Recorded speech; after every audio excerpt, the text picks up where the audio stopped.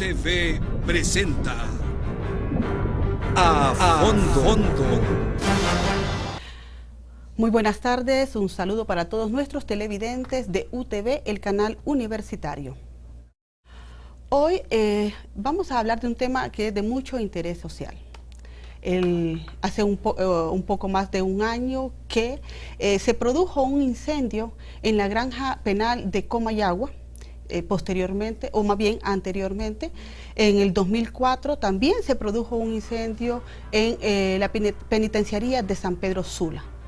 Ayer se alarmó la penitenciaría de Marcala, La Paz, donde estuvo a punto también de suscitarse un incendio. Estos eventos se producen debido a la fragilidad de nuestro sistema penitenciario.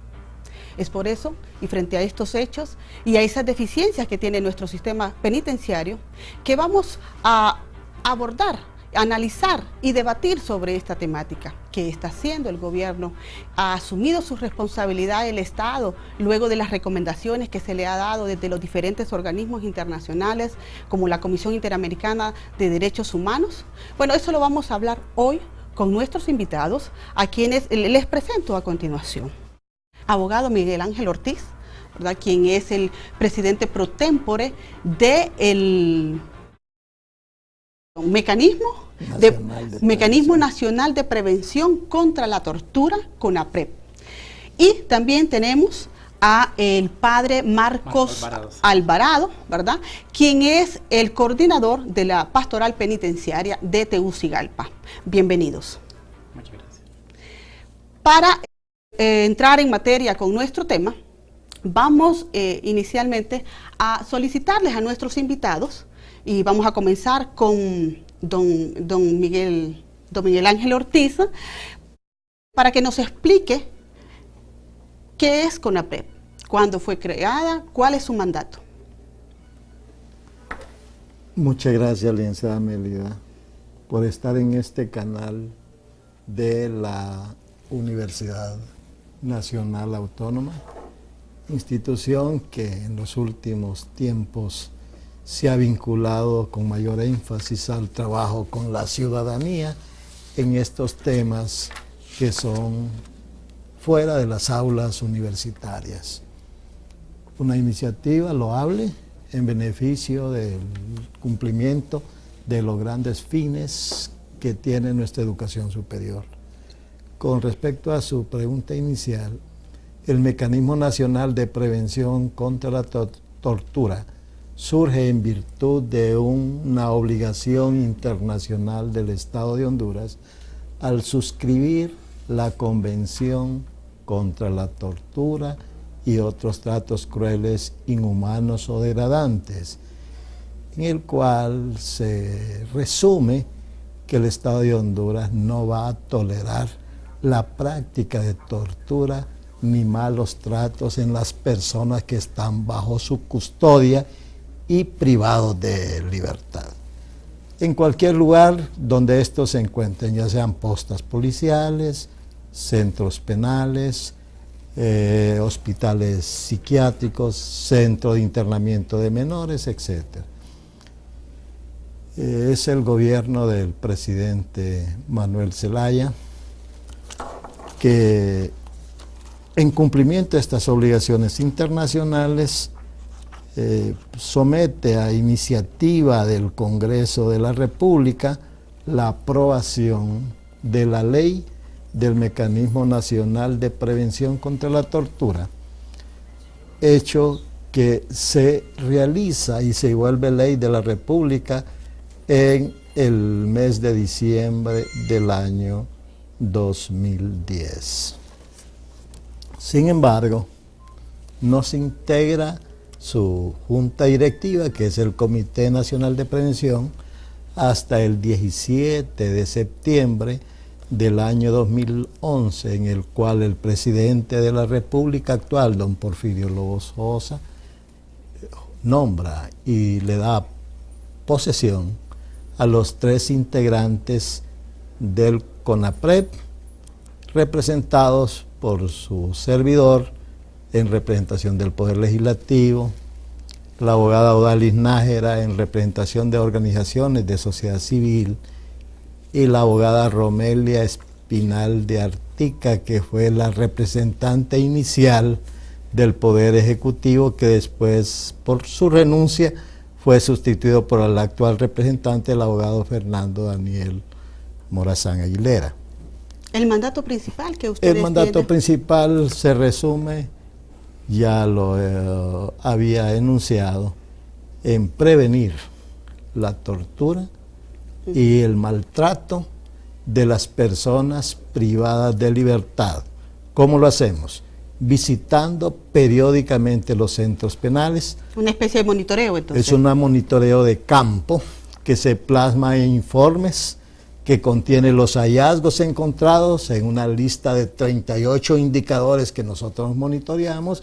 Se plasman los informes con las recomendaciones a los distintos niveles de las autoridades correspondientes y se concluye con proponer iniciativas de ley al Congreso Nacional. Por ejemplo, nosotros hemos sido propulsores junto con otros operadores de justicia penal, la pastoral penitenciaria y el CPTRT de la actual ley del sistema penitenciario, porque nosotros consideramos que con la ejecución y puesta en práctica de este instrumento jurídico desaparecerán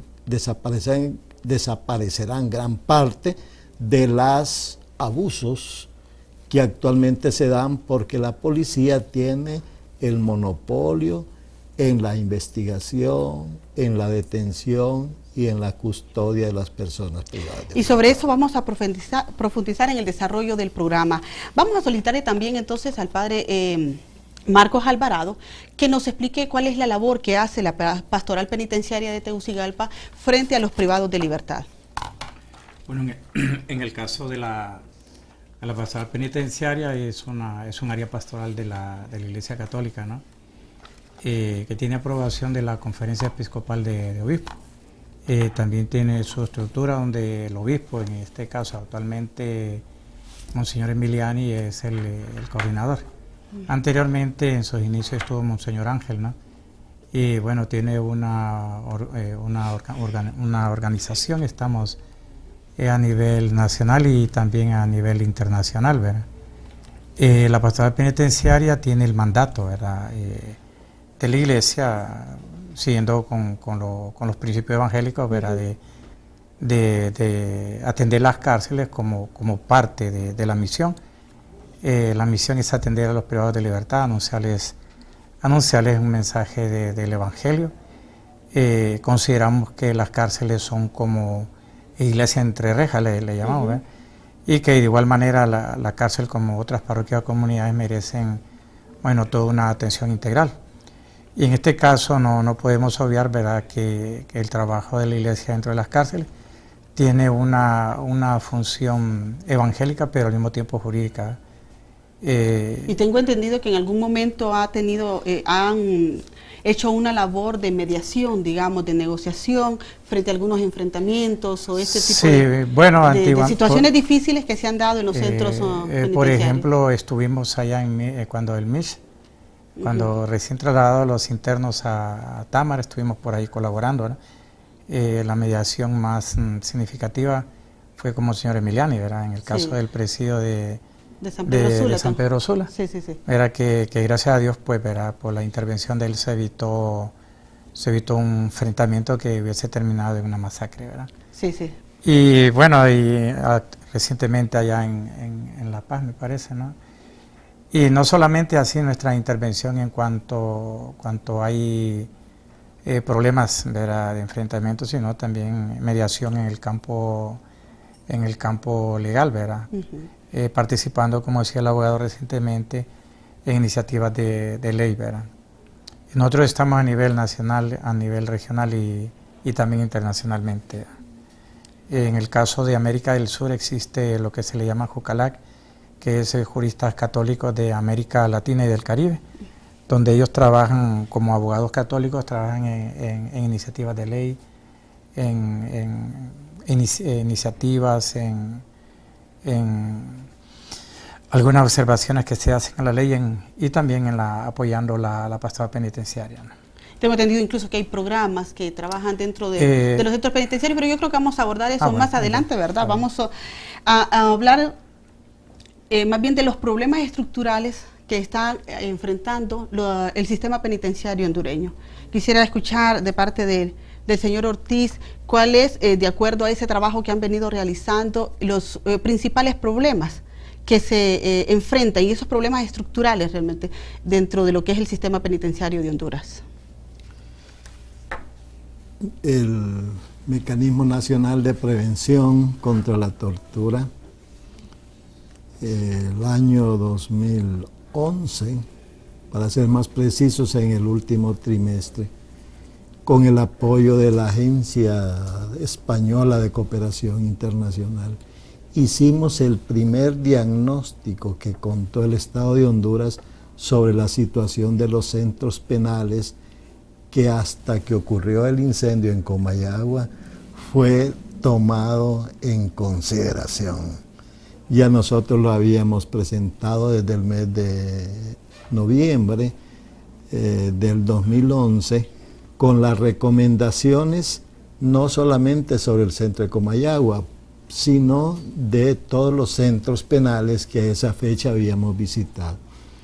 Los problemas del sistema penitenciario van, además de los estructurales, también en materia de recursos humanos. Y aquí una autocrítica que tengo que hacerle a nuestra máxima casa de estudios, de la cual yo soy uno de sus egresados. Mire, en el pensum académico, estos temas nuevos relacionados con derechos humanos, con sistema penitenciario, con las famosas medidas protectoras de las personas que están en situaciones de vulnerabilidad, ya sea que estén en libertad o bajo custodia, todavía no se abordan en nuestra academia. Nosotros aquí con los amigos de Pastoral Penitenciaria y los operadores de justicia penal, durante todo el año pasado estuvimos empleando gran parte del tiempo para ver si concretábamos con la Universidad Nacional Autónoma un programa específico referente a cómo fortalecer la ayuda técnica psicopedagógica en los centros penales. Fíjese que nuestra ley habla que cada cárcel debe tener un equipo de psicólogos, de médicos, de trabajadores sociales, que emiten dictámenes para que los presos puedan ser beneficiarios de lo que le llamamos nosotros las medidas de preliberación y de libertad condicional, que otros le llaman los beneficios penitenciarios. Pero para que un director de un centro penal o para que un juez de ejecución pueda otorgar estos beneficios, necesita los dictámenes técnicos de estos profesionales, y en todo el sistema penitenciario apenas funciona uno completo, que es el que está en la PNMAS. De ahí en el resto de centros penales del país, que debíamos de tener 24 equipos psicopedagógicos, no existen. 24 porque son 24 centros penales lo que hay en Honduras. Que cada centro penal debe tener estos equipos técnicos psicopedagógicos. Entonces, ¿qué era lo que estábamos pretendiendo en la universidad? Que hay una práctica de servicio social obligatoria en carreras como medicina, como trabajo social, derecho, psicología, que podíamos reorientar ese trabajo en apoyo de las personas privadas de libertad, bajo la coordinación, por supuesto, de la autoridad que por razón de ley tiene esas competencias. Todavía tenemos la fe y la esperanza que podamos lograr que nuestra universidad nos apoye a los hondureños en un esfuerzo que es de reorientar parte del equipo humano que nuestra universidad forma en beneficio de los privados de libertad. Bueno, pero estos programas también ayudan, ¿verdad? Para poder fomentar ese trabajo. El tema de estructuras físicas. Recuerde que aquí solo tenemos una cárcel, que es la última que se construyó bajo la dirección de un sacerdote, que no es arquitecto, que no es ingeniero civil, pero es la única que construyó módulos separados para procesados y condenados. Vaya hacia el resto de 23 centros penales. La Constitución dice que es un derecho de las personas que están bajo detención permanecer separadas en módulos distintos, el de procesados y el de condenados, según su condición jurídica. pero eso está en letra en la ley. En la práctica no es posible por las condiciones de nuestras instalaciones físicas. Nosotros hemos estado insistiendo, inclusive con el tema de San Pedro Sula, de que se necesita que adoptemos los criterios de una arquitectura penitenciaria moderna, a efecto de que lo que se construye en el futuro sea en base a los parámetros internacionales que ahí están establecidos sobre prisiones. Porque el resto que tenemos, asústese, si usted va al centro penal, de gracias a Dios, los presos están en la calle.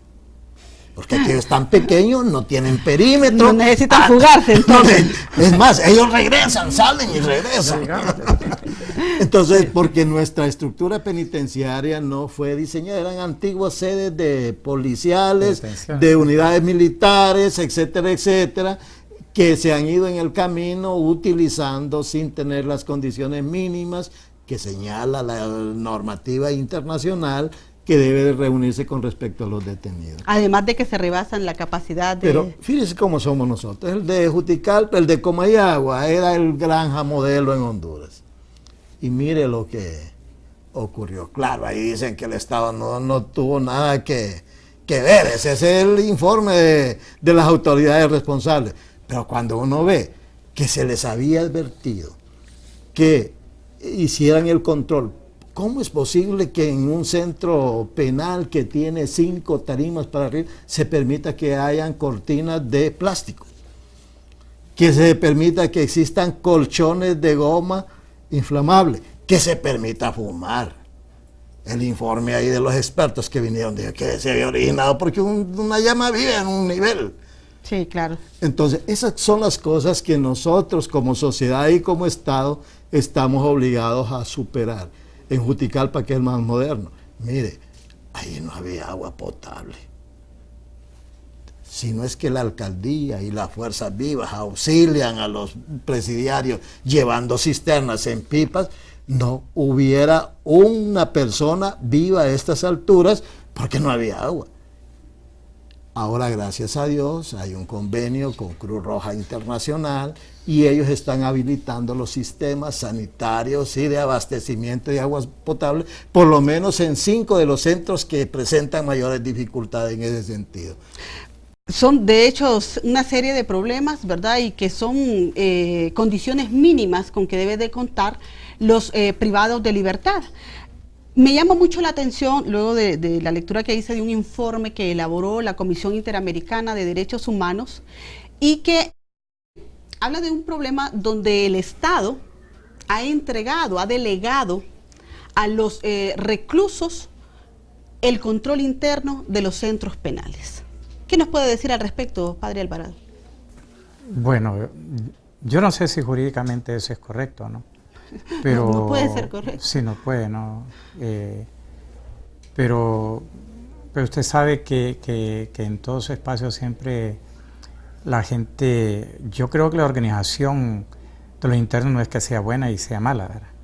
Realmente depende para qué utiliza la organización, ¿verdad? La organización interna.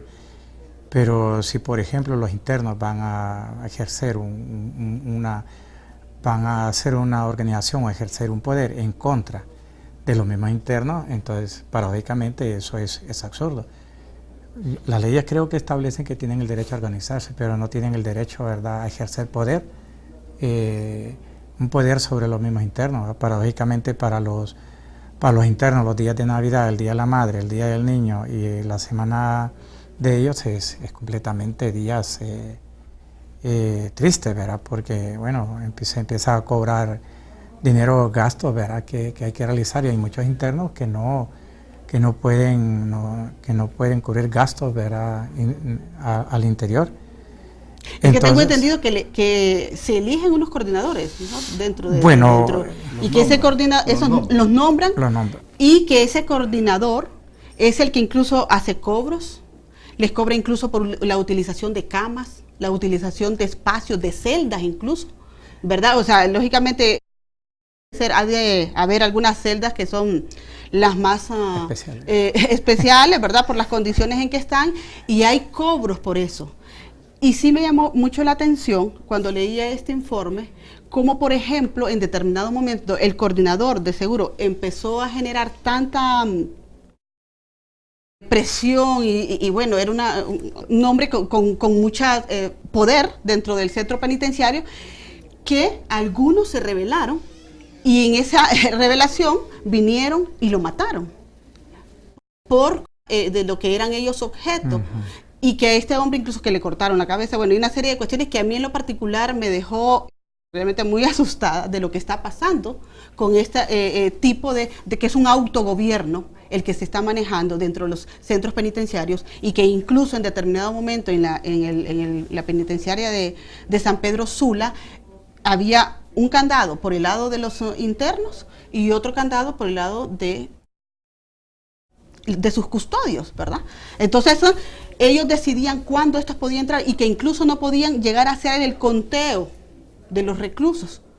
Eso me ha realmente impresionado, y me gustaría, no sé, el licenciado Ortiz, que nos pudiera decir sobre esta situación que está pasando y al parecer especialmente dentro de lo que es la penitenciaría de San Pedro Sula. Mire, este es uno de los indicadores que nosotros hemos monitoreado en los 24 centros penales del país que hemos visitado. Y yo le voy a decir con franqueza, jurídicamente esto es ilegal. Ilegal. Lo que pasa es que es una práctica que se acostumbra en nuestro sistema penitenciario desde hace mucho tiempo, que el director del centro penal delega en una persona de su confianza el control sobre la disciplina de los internos celda por celda. Usted va a encontrar que hay un coordinador en cada celda, después tiene un coordinador por pabellón y después un coordinador y subcoordinador general. Yo no voy a criticar que la organización interna de los detenidos sea mala. El problema es cuando ocurren los abusos. No, y que ya no tiene la custodia realmente, o sea, ya no tiene el control el Estado. No, claro que el Estado lo tiene, porque la persona que está dentro no actúa de por sí, es que porque a él le permite que cometa abusos. Eso hay que ser franco también, porque ese es el problema de fondo que hay. Que entonces, si yo como director selecciono a una persona de mi confianza, aunque no sea del agrado del resto de privados de libertad, entonces yo le obedezco y me pongo de acuerdo con el director para implementar las directrices que el director quiere que se ejecuten al interior del centro penal. Mire, hay una experiencia linda. El director que sacaron, que ahora lo tienen en disponibilidad, no sé por qué motivo, porque el hombre no le siguieron el proceso de depuración en Juticalpa. ¿Qué hizo él? Decidió no meterse en nombrar coordinador, sino que fueran asambleas públicas con voto directo y bajo la supervisión del CONADE regional que se hiciera la elección de los coordinadores. Ahí tiene usted un ejemplo de democracia interna, de buen funcionamiento y de coordinadores en función de los intereses de sus representados. La cuestión es que también se convierte como en una clase privilegiada dentro del mismo centro pero penal. son los abusos, porque esos coordinadores adquieren privilegios y muchos de ellos hasta entran en procesos de corrupción. Es un secreto y una práctica que se venden celdas que tienen alguna comodidad. Es una práctica que se cobra por dejar entrar visitas que no son la de la esposa o compañera legal. Es una práctica que por tener un negocio se cobra cada un impuesto a los internos, sin recibo de la Tesorería General de la República o del establecimiento penitenciario. Entonces, nadie audita esas malas prácticas penitenciarias que se están ejecutando con la anuencia, insisto yo, del director del centro penal donde eso ocurre. Claro, hay excepciones. Yo le recomiendo a usted, vea la gestión del director en Juticalpa, que está ahora en situación de disponibilidad, vea la gestión del director del Centro Penal de Santa Rosa, que ahora está en disponibilidad, vea la situación de lo que ocurrió en el Centro Penal de Choluteca con el director Ferrera, que ahora está en disponibilidad. Entonces pareciera que los buenos directores, sus buenas prácticas ahora son motivo de ponerlo a situación de disponibilidad. Entonces, esas son las cosas que nosotros debemos de entender y comprender a dónde están estas falencias con respecto al autogobierno interno. Mire, en tiempos de su socorro a mí me secuestraron, yo estuve 6 meses en la prisión aquí en La Hoya. A mí me tocó estar bajo la custodia de un asesino que era el coordinador de la celda donde estaba, que fue el famoso Dimas Reyes. Y ese señor, para nosotros los que estábamos en la celda, fue como un padre en la prisión. O sea que ahí en ese caso, entonces, más bien... Por eso le digo, entonces ahí no podemos satanizar el Ahora, esto ha ido interno. evolucionando, don Miguel y don Marco, esto ha ido evolucionando y realmente se ha convertido en una situación agravada donde se ve entonces violentado el derecho a la integridad del resto de los reclusos, ¿verdad? Y ese es el problema. Y me llama la atención, por ejemplo, lo que el informe de la Comisión Interamericana de Derechos Humanos relata, que dice que el Estado ha llegado incluso a la conclusión de que ese es un mal necesario y que necesitan tenerlos como sus aliados. Eso entonces me hace, bueno, digo yo, cuando menos acordemos, ahí van a ser como pequeñas ciudades con su propia jurisdicción, con toda una independencia donde ya el Estado no va a poder, realmente ha perdido el control de estos centros penitenciarios. Pero vamos a ir a una pausa. Cuando regresemos, continuaremos hablando sobre los problemas estructurales que enfrenta el sistema penitenciario en Honduras.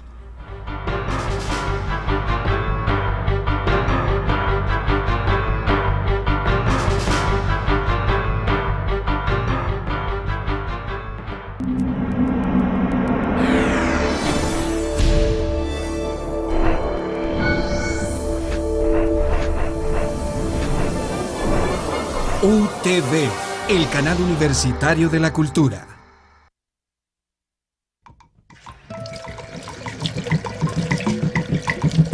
Los humanos tenemos un tesoro que a veces no cuidamos y nunca imaginamos que se puede agotar.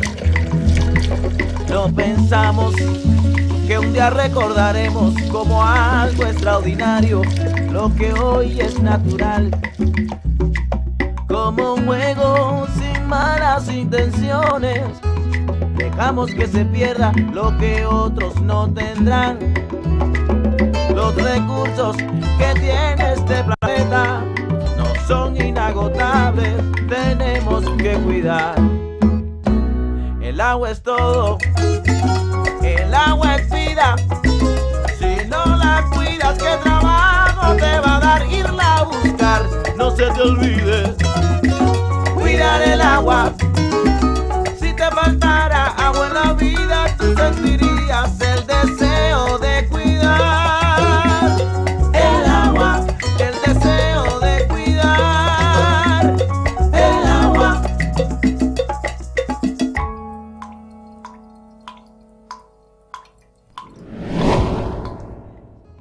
Dejamos que se pierda lo que otros no tendrán.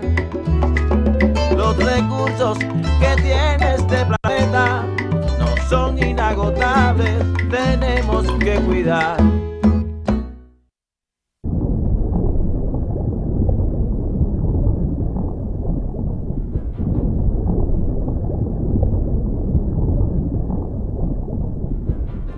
Muchas gracias por continuar en sintonía de nuestro programa A Fondo. Y como hablábamos antes de la pausa, sobre este problema del control interno que tienen los reclusos, ¿verdad? Nos decía aquí el padre Alvarado de que hay incluso un problema ahí más de trasfondo. ¿Cuál es ese problema, padre? Bueno, es que incluso varias personas entendidas en este tema de las cárceles señalan de que en las cárceles lo que hay es un ejercicio de poder y control, ¿verdad?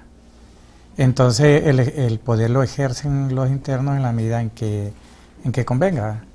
Y además el problema de las cárceles es mucho más complejo, ¿eh? Entonces, por ejemplo, ahorita usted se está refiriendo a ese gobierno interno, ¿eh? Pero no cabe duda también de que las cárceles son el reflejo de la sociedad, ¿eh? Es el reflejo del Estado en que vivimos, ¿verdad? Entonces, por ejemplo, si el mismo Estado delega funciones, ¿verdad?, a otras comisiones, organizaciones nacionales e internacionales, pues es casi la misma lógica aplicada dentro de los centros penales, ¿verdad? Y a mí me parece que el problema de las cárceles tiene que ser tratado, como lo hemos dicho en otras ocasiones, de una manera interdisciplinaria, ¿verdad? Donde intervengan, por ejemplo, profesiones y ciencias, por ejemplo, ligadas a las sociales, ligadas a la política, a la economía. Incluso las cárceles hay que verlas desde su perspectiva histórica. Entonces, bueno, a mí me parece que incluso el mismo Estado u organismos internacionales, a veces lo que uno está es tratando o resolviendo, entre comillas, ¿verdad?, los efectos de las cárceles y no realmente las causas de las cárceles, ¿verdad? Por lo menos nosotros desde el pensamiento bíblico-teológico nos planteamos que sobre realmente la eficacia de las cárceles o sobre la existencia de las cárceles, el origen de las cárceles, ¿verdad? Entonces a mí me parece que en este espacio que estamos, y como introducía muy bien el abogado, yo creo que la universidad debe, y es la institución como más indicada, a tratar el tema de la cárcel de una manera incluso no solamente profesional, sino también científica. Entonces, porque la cárcel requiere de una atención holística. Ahorita solo vamos a hablar, por ejemplo, de algunos aspectos así puntuales, ¿verdad? La sobrepoblación, el ejercicio del poder, leyes y todo eso, ¿verdad? Pero a mí me parece que es mucho más complejo y debe, en el caso de la universidad, como la institución más indicada, a crear estos espacios de discusión, ¿verdad? Estos espacios científicos y además espacios de producción teórica, ¿verdad? Porque... Y uno de los problemas aquí, digamos, estructurales que enfrentan la cárcel, los centros penales, es también la falta de presupuesto. O sea, para que todo esto se pueda, para que haya ese proceso integral que se requiere, sí, para el trabajo con los privados de libertad. No solamente el problema de presupuesto en las cárceles, sino en un sinnúmero de instituciones del Estado. Pero en este caso particular, por ejemplo, ¿cuánto es el presupuesto que se le asigna para la gestión penitenciaria? Hasta el año presupuesto 2012 fue de 13 lempiras, es lo único que hay, aparte del salario de los policías, para atender las necesidades de la población penitenciaria. 13 lempiras diarios por cada recluso, para atender alimentación, salud, educación y todo lo que es el proceso de rehabilitación. Entonces usted dirá, ¿y qué se puede hacer con 13 lempiras diarios por persona para cubrir estas necesidades? Casi nada, por eso es que los reclusos de Marcala La Paz el día de ayer se amotinaron porque les redujeron su cantidad de tortillas. Imagínense, cantidad de tortillas. No estamos hablando de otro tipo de menú. Entonces nosotros, yo se lo digo con franqueza, yo creo que el tema de fondo es que como los presos no votan, no le interesan a nadie. El día que los presos voten, vamos a tener presupuestos mayores. Porque no es un problema de que el Estado de Honduras no tenga recursos. Lo que pasa es que se destinan a lo que no es prioritario. Estamos hablando en este momento de millones para implementar votos electrónicos. ¿Y por qué no hablamos de que esos millones puedan ser reorientados para cubrir las necesidades básicas de estos sectores que están bajo la responsabilidad del Estado? O sea, el Estado entonces no está haciendo nada por poder elevar ese presupuesto que, de acuerdo a lo que decía... este año lo redujo, los 13 lempiras para el 2013 se redujeron. Se redujeron. Sí, lo que pasa, como le explicaba, ¿verdad? El problema es cuando los problemas, el Estado o una organización X no puede resolver los problemas, entonces lo traslada al problema del presupuesto. Entonces después el problema del presupuesto depende de otra instancia. Entonces, ¿qué es lo que se quiere decir? Simple y sencillamente que el problema en las cárceles no depende de las mismas cárceles. Depende de quien provee realmente el presupuesto, pero eso son reiteradas afirmaciones, ¿verdad?, de muchas instituciones, ¿no? Sí. Sí, entonces tú vas a ver, por ejemplo, que en las cárceles la mayor parte de la población es una población pobre, aparte que tiene falencias y pobreza dentro de las cárceles, son personas que vienen de hogares pobres, ¿verdad? Creo que no sé qué porcentaje, creo que por 30% creo que ha sacado ha completado la primaria, ¿no? Yo creo que solo un 7% de universidad, ¿no? ¿Del personal penitenciario? De los internos. De los internos. De los internos, sí. Y así en otros ámbitos. Entonces, ¿cómo podemos estar hablando nosotros de, por ejemplo, de resocialización o rehabilitación, ¿verdad? Conceptos inadecuados también, ¿verdad? Con respecto a estas recomendaciones que se ha dado en los diferentes informes debido a estos eventos que se han suscitado en los centros penales, ha habido uno, por ejemplo, que es la recomendación de mejorar las condiciones de infraestructura, como algo realmente importante y que se puede realizar a un corto y mediano plazo.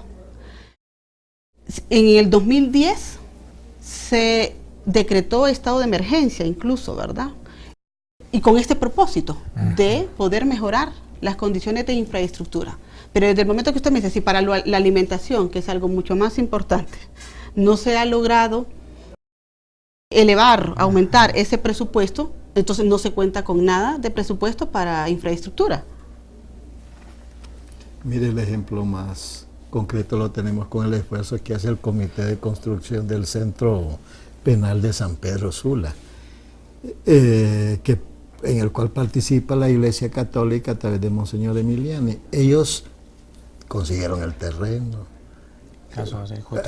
fueron a poner la primera piedra, pero usted vea en el presupuesto a ver si hay algún renglón asignado para apoyar la construcción de ese Centro Penal de San Pedro Sula.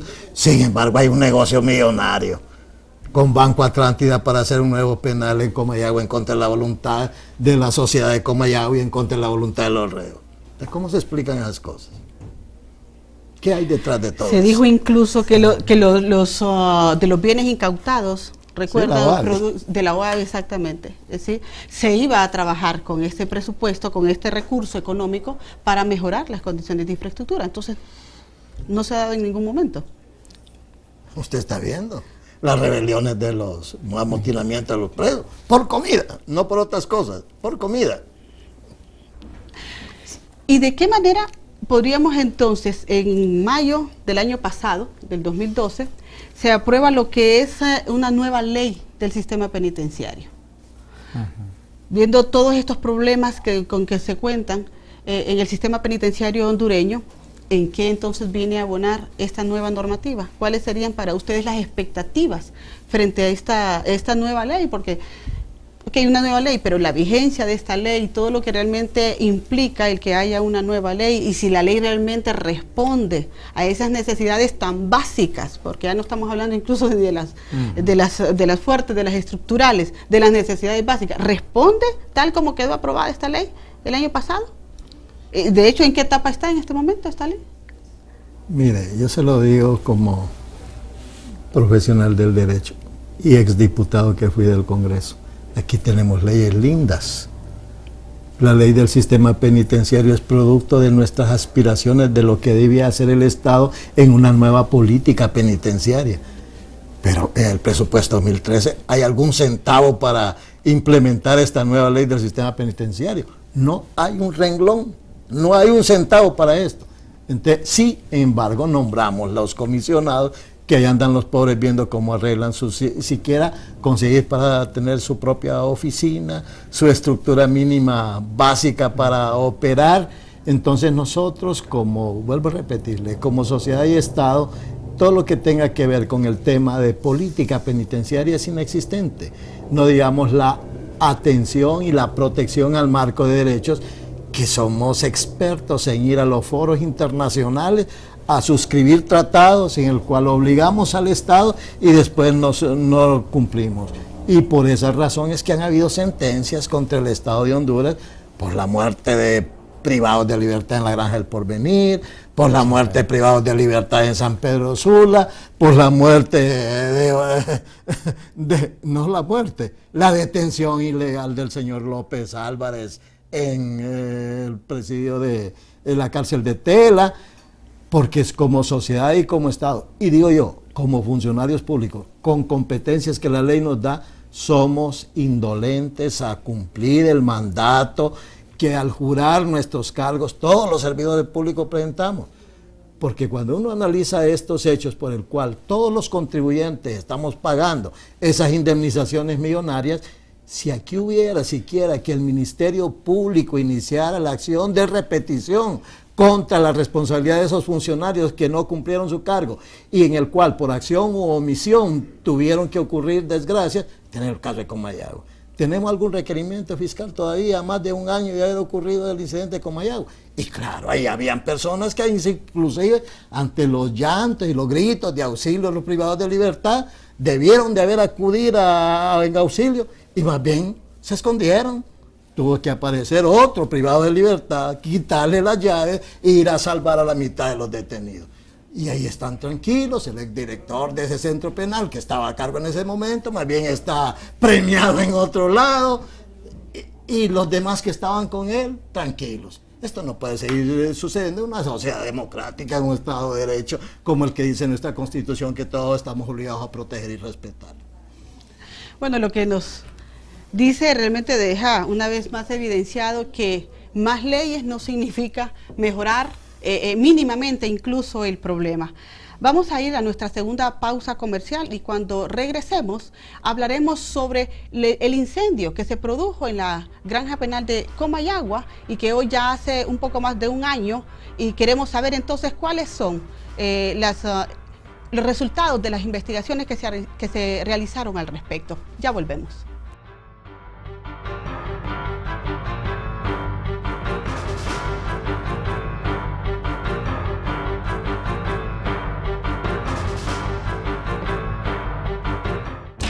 No olvides que todos los jueves a las 7 de la noche tienes una cita con tu revista semanal Estamos en Onda. Cápsulas, entrevistas, reportajes y parte del quehacer cotidiano en la UNA se resume en este espacio informativo.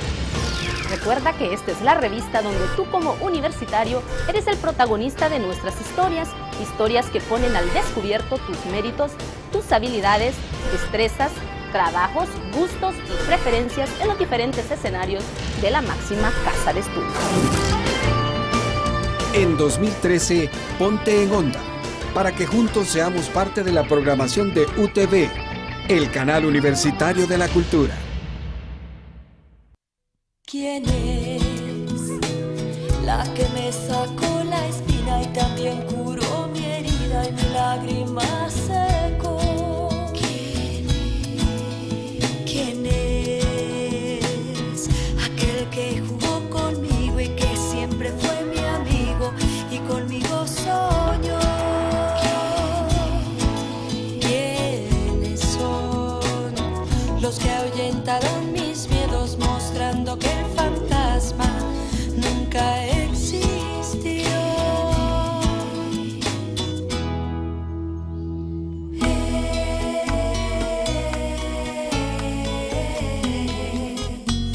Es mi familia, son la que me tuvo en sus brazos y me vio crecer. Son mi familia, son ellos los que me quieren y los quiero. Somos familia. ¿Quién es la que me sacó la espina y también curó mi herida y mi lágrima secó? ¿Quién es aquel que...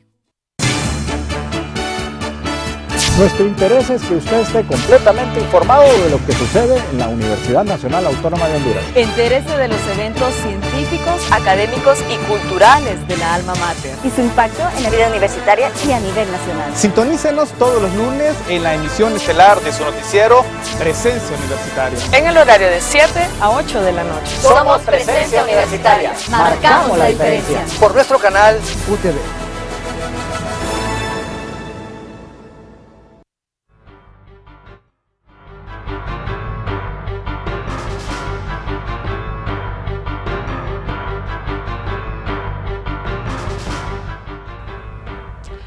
Gracias por continuar con nosotros. Ya estamos en la última etapa de nuestro programa a fondo y como les decía anteriormente, vamos a abordar en esta última etapa la investigación sobre el incendio que se produjo en el centro penal de Comayagua, y para ello nos acompaña el señor Giovanni Vázquez, ¿verdad?, quien es el presidente del Comité de Familiares de las Víctimas del Centro Penal de Comayagua. Agradecemos al señor Vázquez por acompañarnos en este espacio y especialmente en esta última etapa donde nos centraremos a hablar, ¿verdad?, sobre el incendio que se produjo en el Centro Penal de Comayagua. Y queremos entonces escuchar de inmediato, de parte del señor Vázquez, cuáles realmente fueron los resultados de esa investigación. Llegó a concluir si fue realmente un accidente o un crimen. Quiero decirle de que, como ya lo dijo el abogado Miguel Ortiz, hasta 14 meses después del fatídico incendio del Centro Penal de Comayagua, aún el Ministerio Público no ha dado un requerimiento fiscal, sea por acción o omisión.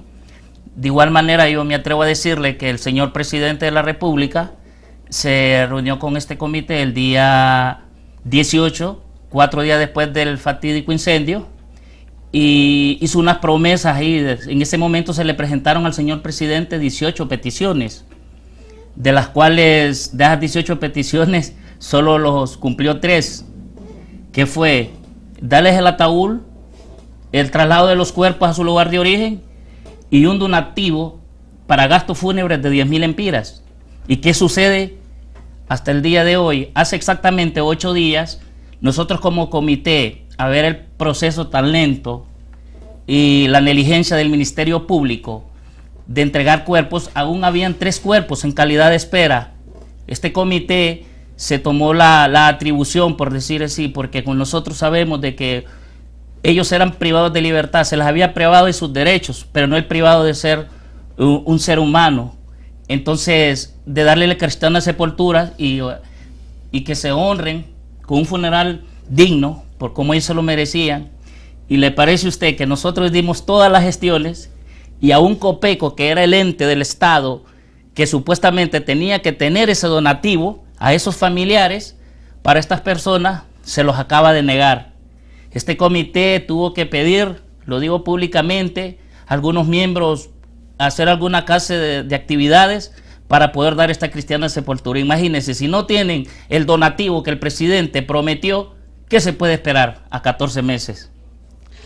Mucho menos entonces toda la estrategia que se recomendó, tengo entendido, don Miguel también, que se recomendó toda una estrategia para la atención en términos psicológicos, de salud, tanto para los familiares de las víctimas como para las personas privadas de libertad que quedaron como sobrevivientes luego de este incendio. ¿Qué se ha hecho al respecto?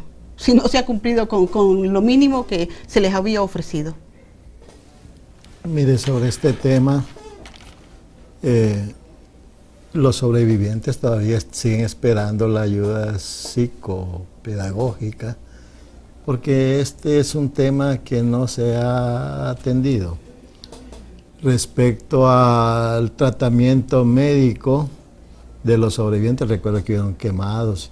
Si no hubiese sido la Organización Panamericana de la Salud, que de inmediato dotó de los medicamentos y las vacunas antitetánicas, hubiéramos tenido otra tragedia con sobrevivientes por la falta de atención a sus patologías.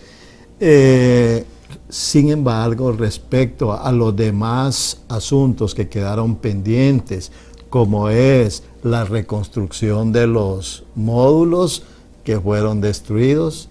Eso no ha pasado nada. Todavía sigue pendiente. Sí, sí. Lo que sí está claro es que hay una negociación entre el Estado de Honduras y Banco Atlántida para sacar la cárcel de Comayagua de donde está.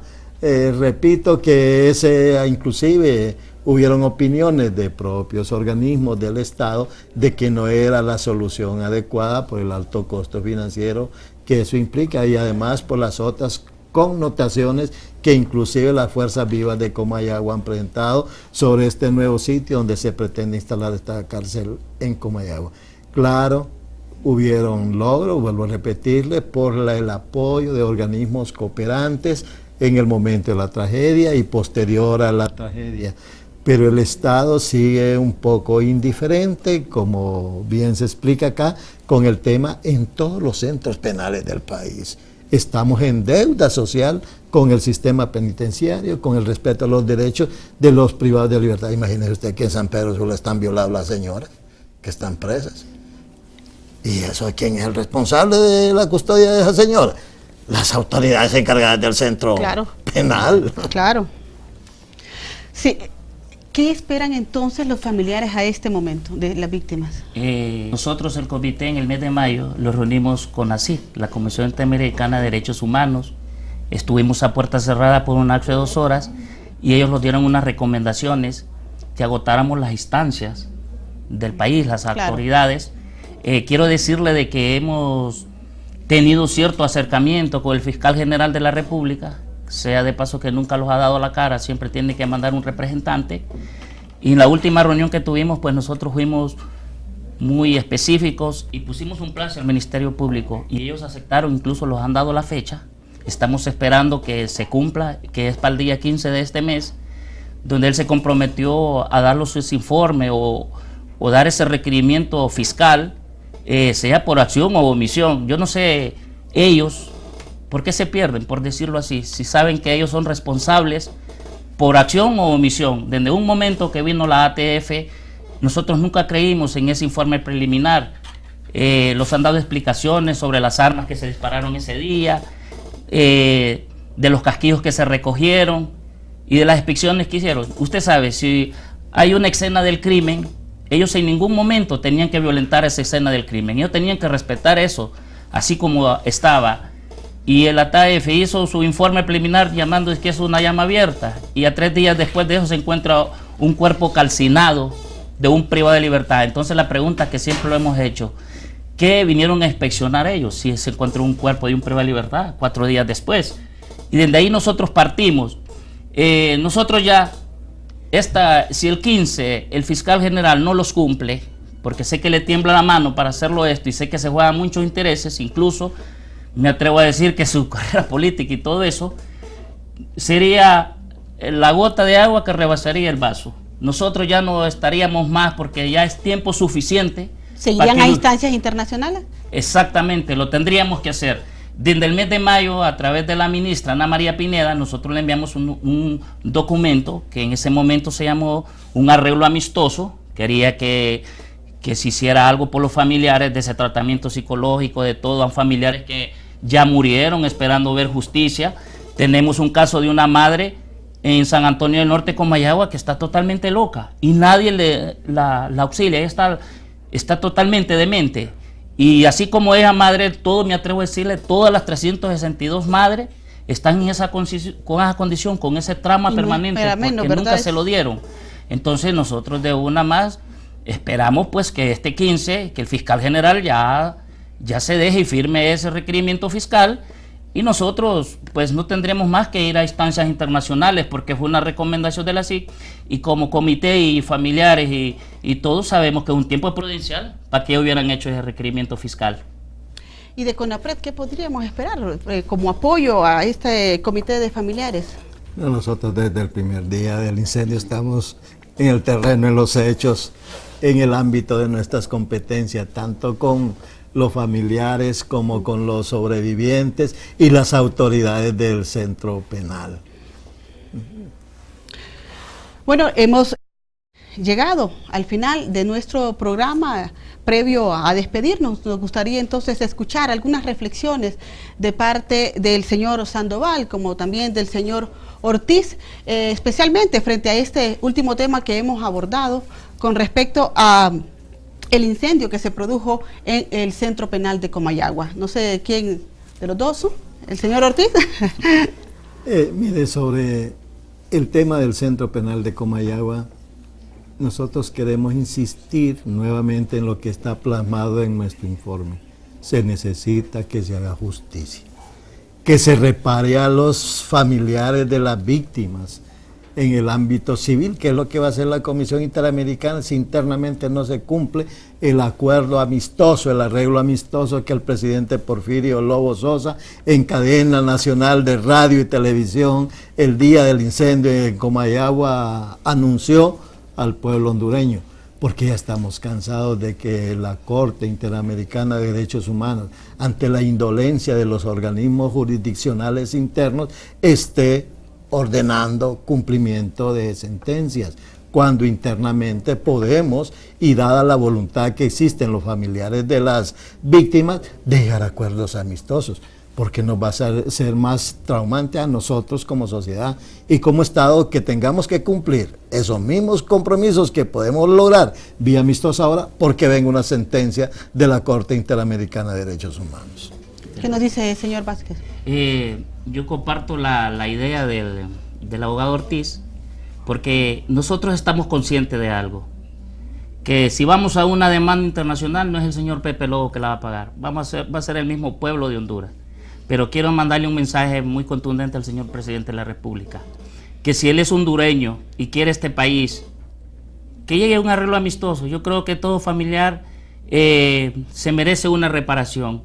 Se maneja por ahí por algunas personas que dicen de que un privado de libertad es una carga para el Estado. Y todos nosotros que hemos tenido un familiar en un centro penal sabemos que no es así. Dentro del centro penal hay personas que trabajan y dan el sostén a sus familiares. Y como lo dice la Constitución de la República, las cárceles son establecimientos de seguridad y defensa social. Y se va a procurar en él la rehabilitación del privado de libertad. No, que estamos conscientes que ahorita los centros penales más bien son universidades del crimen, porque le puedo poner un ejemplo: llegan muchachos a un centro penal tal vez por una violencia doméstica y lo meten a un módulo donde hay sicarios, donde hay asesinos, donde hay narcos. Entonces no están rehabilitando al privado de libertad, al contrario, lo están convirtiendo en un delincuente más. Entonces mi mensaje sería al señor presidente de la República: como buen hondureño, se ha tramitado a través de la ministra Ana María Pineda, se le han presentado una propuesta, los familiares están a la espera, no se quiere más dilatoria, que es lo que ellos pretenden, y siempre hemos sido personas de diálogos, pero de igual nosotros tenemos que darle respuesta a toda la asamblea. Esperamos ese informe como agua de mayo, como dijo aquí el abogado Ortiz, el día 15 de este mes, y de no ser así, pues lastimosamente, como buenos hondureños que seamos, tendremos que ir a organismos internacionales, porque ya hemos agotado y no vemos ninguna disposición de las autoridades de llegar a un arreglo amistoso. Entonces tendremos que ir a organismos internacionales. Muchísimas gracias. Es de recordar que los privados de libertad también son seres humanos y por tanto sujetos de derecho, y es el Estado el responsable de garantizarlos. Muchas gracias, hasta pronto.